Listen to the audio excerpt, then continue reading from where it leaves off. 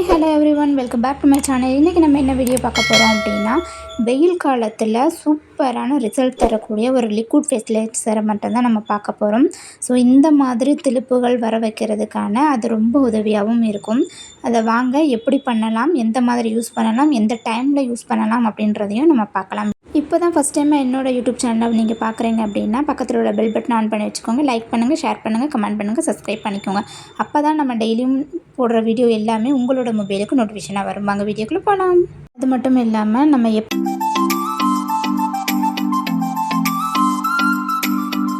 இந்த லிக்விட் ஃபெர்டிலைசரை தயாரிக்கிறோம் அப்படின்றதையும் உங்களுக்கு நான் சொல்லித்தரேன்.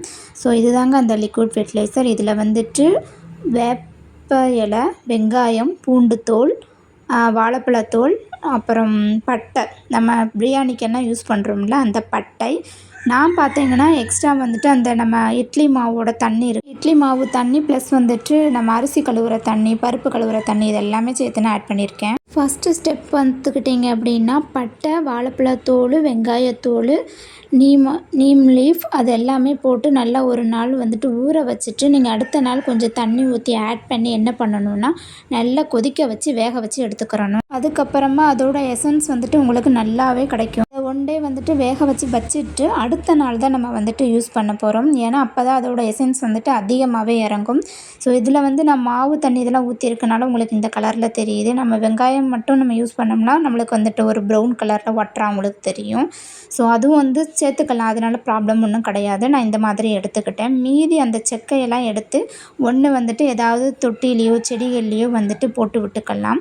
இல்லை அப்படின்னா நம்ம வந்துட்டு கம்போஸ்ட் ரெடி பண்ணுவோம் இல்லையா, அதுக்குள்ளே போட்டுக்கோங்க. நான் கம்போஸ்ட் ரெடி பண்ணுற தொட்டியில் தான் போட்டேன், உங்களுக்கு அதுலேயும் வீடியோ காட்டியிருப்பேன். மொத்தமாக நம்மளுக்கு வந்துட்டு 3 days ஆகும் இந்த ஃபெர்டிலைசரை ரெடி பண்ணுறதுக்கு. முதல் நாள் வந்து நீங்கள் ஊற வச்சுட்டு அடுத்த நாள் வந்து நீங்கள் தண்ணியை கொதிக்க வேக வச்சுட்டு அதுக்கு அடுத்த நாள் தான் நீங்கள் வந்துட்டு அதில் தண்ணி எக்ஸ்ட்ரா ஆட் பண்ணி நம்ம செடிகளுக்கு கொடுக்கணும். ஓகேங்களா? இதில் இருக்கிறது எல்லாத்தையுமே வந்துட்டு நல்லா வடிகட்டிட்டு அதுக்கப்புறமா நீங்கள் செடிகளுக்கு ஊற்றி விடுங்க. செடிகளுக்கு ஊற்றியும் விடலாம், நீங்கள் லீஃப்களுக்கு மேலே ஸ்ப்ரே பண்ணியும் கொடுக்கலாம். இந்த மாதிரி சின்ன சின்ன டிப்ஸ் எல்லாம் நம்ம ஃபாலோ பண்ணிவிட்டு வாரத்துக்கு 1 நாளோ 2 நாளோ இந்த மாதிரி கொடுத்துட்டு வரும்போது நம்மளோட பூச்செடிகளில் நிறைய பூக்களை பார்க்க முடியும். காய்கறி செடிகளுக்குமே வந்து நம்ம பயன்படுத்தலாம் தாராளமாக. நம்ம முடிஞ்ச அளவுக்கு நேச்சுரலாகவே செடிகளுக்கு வந்துட்டு பயன்படுத்தலாம். அதுவும் இந்த வெயில் காலத்தில் வந்துட்டு நல்ல லிக்விட் ஃபெர்டிலைசராக வந்துட்டு யூஸ் பண்ணுங்கள். பார்த்தீங்கன்னா இந்த மாதிரி நான் கம்போஸ்ட்டை ரெடி பண்ணுறதுலேயே நான் போட்டுட்டேன்.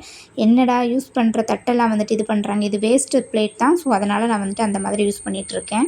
அப்படி ஃபெர்டிலைசர் வந்துட்டு உங்களுக்கு ரெடி பண்ண டைம் இல்லை அப்படின்னா நீங்கள் மாட்டுச்சாணம் உரம், மண்புழு உரம் இந்த மாதிரி நீங்கள் பயன்படுத்துங்க. தண்ணி வந்துட்டு வெயில் காலத்தில் 2 times வந்துட்டு நல்லா தண்ணி கொடுங்க. அதே மாதிரி நம்ம லிக்விட் ஃபெர்டிலைசர் வந்துட்டு பயன்படுத்தும் போது நம்ம ஊற வச்சு தான் நம்ம பயன்படுத்துகிறோம் இல்லையா. ஸோ நம்ம எந்த அளவுக்கு வந்துட்டு அதிகமான தண்ணி அதில் பயன்படுத்தி ஆட் பண்ணும்போது நல்லா ஒரு ரிசல்ட் தரும். ஸோ இந்த வெயில் காலத்தில் அதுவுமா வந்துட்டு நம்ம லிக்விட் ஃபெர்டிலைசர் அதிகமாக பயன்படுத்தும் போது மண் வந்துட்டு ரொம்ப ட்ரையாக இருக்கும் இல்லையா. ஸோ இப்போ நம்ம வாட்ரு ஊற்றும் போது அந்த தண்ணி அந்த வேர்களுக்கு அந்த சத்துக்களை கொண்டு போய் நல்லா அப்சர்வ் பண்ணுங்க. முக்கியமாக வெயில் காலத்தில் வந்துட்டு அந்த இலைகளுக்கு மேலெலாம் தண்ணியே படாது. ஸோ அதனால தான் அந்த இலைகள் வந்துட்டு வேகமாக கருகிறது. நீங்கள் ஈவினிங் டைம் ஆட்டு அந்த இலைகளுக்கு மேலே நல்லா ஸ்ப்ரே பண்ணி விடுங்க. அந்த இலை முழுவதும் நல்லா நனைஞ்சிற அளவுக்கு வந்துட்டு ஸ்ப்ரே பண்ணுங்கள். ஸோ நான் வந்துட்டு பண்ணலை, ஏன்னா எனக்கு மழை பெய்கிற மாதிரி தான் இருக்குது, எப்போ வேணாலும் எனக்கு மழை வரலாம். அந்த ஒரு காரணத்தினால நான் மண்ணுகளுக்கு மட்டும் இப்போ வந்துட்டு உரங்கள் கொடுத்துருக்கேன். இலைகளுக்கு மேலே லைட்டாக நான் கையை வச்சு தெளித்து தான் கொடுப்பேன். அதே மாதிரி இந்த சம்மர் டைமில் வந்துட்டு பூச்சிகள் தொல்லை அதிகமாகவே இருக்கும். ஸோ வெங்காய தண்ணியை வந்துட்டு நம்ம ஸ்ப்ரே பண்ணுறதுனால அந்த ஸ்மெல்லுக்கே வந்து அந்த பூச்சிகள் வந்து எதுவும் வராது. பூக்களும் வந்துட்டு உங்களுக்கு நல்ல பெருசாக வந்துட்டு பூக்குங்க.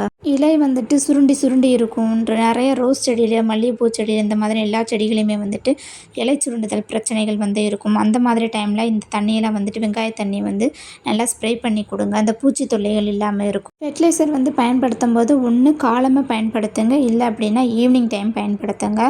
ஸோ வெயில் வந்ததுக்கப்புறமாட்டு பயன்படுத்த வேண்டாம். ஸோ எந்த அளவுக்கு நம்ம இந்த ஃபெர்டிலைசரை வந்துட்டு நல்லா தெளித்து விட்டுக்கிறோமோ அந்தளவுக்கு வந்து செடி ரொம்ப க்ரோத்தாக இருக்கும். முக்கியமாக இன்னொரு விஷயம் பார்த்துக்கிட்டிங்கன்னா மண்ணெல்லாம் வந்துட்டு அடிக்கடி நல்லா கிளறி கொடுங்க. ரொம்ப இறுகின தன்மையோடு இருக்கும்.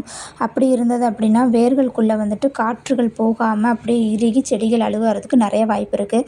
இந்த செடி வந்துட்டு இப்போ நான் ஒரு 6 மாதத்துக்கு முன்னே ரீசெண்டாக வாங்கினதான். ஸோ இது வந்து இப்போ ஒரு வெயில் காலத்தினால ஒரு சின்ன ஒரு நோய் வந்ததுக்கனால எல்லா கம்புமே நான் கட் பண்ணி கொடுத்துட்டேன். உங்களுக்கு ஏதாவது அந்த செடிகளில் பூச்சி தாக்குதல் இல்லை டிஃப்ரெண்ட்டாக அந்த கம்பில் மொத்தமும் ஏதாவது பூச்சி அரிச்சது போல் ஒரு டிஃப்ரெண்ட்டான இது காஃபி கலரில் வந்துட்டு மாறிக்கிட்டே வரும். அந்த இலைகள் வந்து அப்படியே மாறி மொத்தமாகவே காஞ்சி போயிடும். அந்த நீங்கள் முதலே ஆரம்பத்தில் பார்த்துட்டீங்க அப்படின்னா உடனே அந்த கம்பை வந்து கட் பண்ணி ரிமூவ் பண்ணிடுங்க. ஸோ நீங்கள் அதை அப்படியே விட்டுட்டீங்க அப்படின்னா அடுத்தடுத்து இருக்கிற கம்புகளுக்கு வந்துட்டு உங்களுக்கு ஸ்ப்ரெட் ஆக ஆரம்பிச்சிடும். அந்த ஸ்ப்ரெட் ஆச்சுன்னா அந்த செடியை வந்து செத்து போயிடும். இப்போ பார்த்தீங்கன்னா நான் எல்லாத்தையும் வெட்டி விட்டு அந்த கற்றாழையை வந்துட்டு நான் எல்லாத்தையும் ஊண்டி வச்சுருக்கேன். அது மாத்திரம் இல்லாமல் இப்போ நிறைய துளுப்புகள் வந்திருக்கு, நிறைய பூக்களும் வந்திருக்கு. உங்களாலே அது பார்க்க முடியும். ஸோ இந்த மாதிரி நம்ம அடிக்கடி வந்துட்டு லிக்விட் ஃபெர்டிலைசர் யூஸ் பண்ணுறதுனால நம்ம செடிகளும் வந்துட்டு ரொம்ப ஆரோக்கியமாகவும் ஃப்ரெஷ்ஷாகவும் இருக்கும். அதே சமயத்தில் மொட்டுக்கள் வந்து கருகாமலும் இருக்கும். பூக்கள் வந்துட்டு நல்லா பெருசாகவும் பூக்கும். அடிக்கடி வந்துட்டு இந்த மொட்டுக்கள் இப்படி இந்த மாதிரி காஃபி கலரில் உங்களுக்கு இருக்குதுன்னா நீங்கள் அதை பயப்பட தேவையில்லை. அது பூத்ததுக்கப்புறமாட்டு அந்த நம்ம எப்பயும் கட் பண்ணி விடுவோம்ல அந்த மாதிரி கட் பண்ணி கொடுத்துருங்க. அது ஒரு சில காலங்கள் மட்டும்தான் அந்த மாதிரி அப்படி இருக்கும். அது மாறிடும். அதனால் பிரச்சனை ஒன்றும் கிடையாது. அதே மாதிரி இப்போது நான் வந்து யூஸ் பண்ண இந்த ஃபெர்டிலைசரில் நீங்கள் மாவு தண்ணி எதுவும் ஆட் பண்ணாமல் வெறும் neem oil, onion peel, banana peel, அப்புறம் வந்துட்டு பட்டை இந்த 4ஐ மாத்திரம் நல்லா ஊற வச்சு வேக வச்சு திரும்பவும் வந்துட்டு அந்த வேகினதுக்கப்புறம் திரும்பவும் ஊற வச்சு அதுக்கப்புறமா நீங்கள் வந்துட்டு அந்த தண்ணியை ஸ்ப்ரே பண்ணி கொடுங்க. கண்டிப்பாக உங்களுக்கு துளிர் வராது. எல்லா செடிகளும் துளிர் வரும். அதே மாதிரி வாழைப்பழத்தோல் வந்துட்டு அடிக்கடி நீங்கள் வாழைப்பழம் யூஸ் பண்ணுறதா இருந்தால் நீங்கள் வாழைப்பழத்தையும் நல்லா ஊற வச்சு லிக்விட் ஃபெர்டிலைசராக கொடுங்க. நீங்களே இந்த வீடியோவில் பார்த்துட்டு தான் இருக்கீங்க. ஸோ ஒவ்வொரு செடிகள்லேயுமே வந்துட்டு எந்த மாதிரியான துளுப்புகள் வந்துட்டுருக்கு அப்படின்றது இந்த கீழே பார்த்தீங்களா, இப்போ நான் அந்த இலைக்கு கீழே உங்களுக்கு காட்டுறது வந்துட்டு அதுவும் புது துளிர் வர்றதுக்கான ஒரு அறிகுறிகளை அந்த இதில் தான் காட்டும். ஸோ அந்த இலைகளுக்குள்ளே இருந்து தான் நம்மளுக்கு புது துளிரே வரும். புது சூட்ஸ் வருது அப்படின்னா நீங்கள் அதை வச்சே நோட் பண்ணிக்கிறலாம். கட் பண்ணி கொடுக்குற போர்ஷனில் எப்போயுமே ஒன்று மஞ்சள் அப்ளை பண்ணுங்கள். இல்லை உங்கள்கிட்ட கற்றாழை இருந்தது அப்படின்னா இந்த மாதிரி கற்றாழையை நீங்கள் வெட்டி வந்துட்டு வைங்க. அந்த கற்றாழையை நீங்கள் வெட்டி வைக்கிற அந்த இடையில கூட நீங்கள் பார்ப்பீங்க.